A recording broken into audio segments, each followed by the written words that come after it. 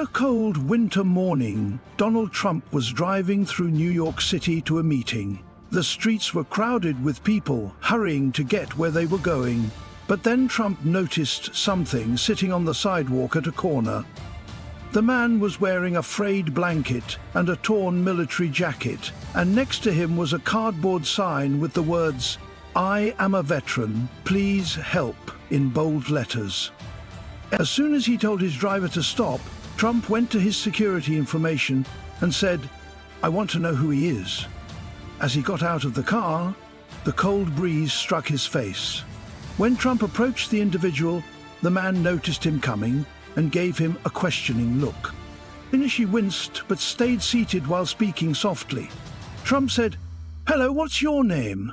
The man glanced up reluctantly and said, "My name is John Miller," in a halting voice. "Tell me your story," Trump said, bending down to John's level and looking him in the eyes with composure and empathy. "John," he whispered quietly, "I'm a veteran. I joined the military when I was 22. I served in Afghanistan, where we faced unthinkable challenges. Lost my friends and fought every day just to survive. But the worst part wasn't what happened there. It was returning home and realizing that nothing was the same." John tucked his trembling hands into his worn-out blanket and took a deep breath before speaking in a tired, shaky voice. Troop paid close attention to Starfast, but he paid close attention to Rusey.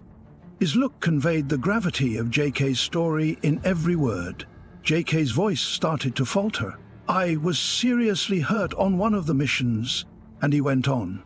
"A blast took my friends, and I can never forget that moment. When I returned home, I received medical treatment, but my soul wasn't healed." He paused, his eyes welling with tears, and lowered his head before adding in a quieter voice, "My family abandoned me. They said I was a burden.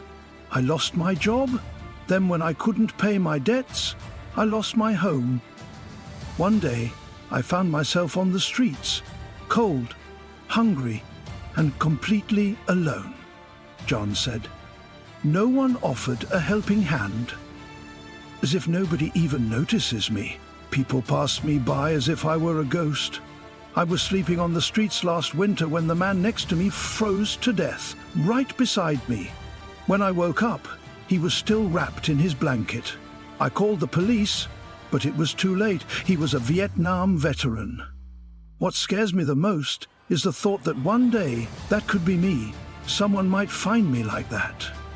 Trump's serious expression demonstrated that he was deeply moved, his empathy growing with each word. "Forgotten and frozen, I gave everything for our nation.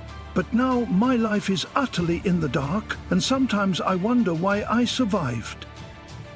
JN gazed up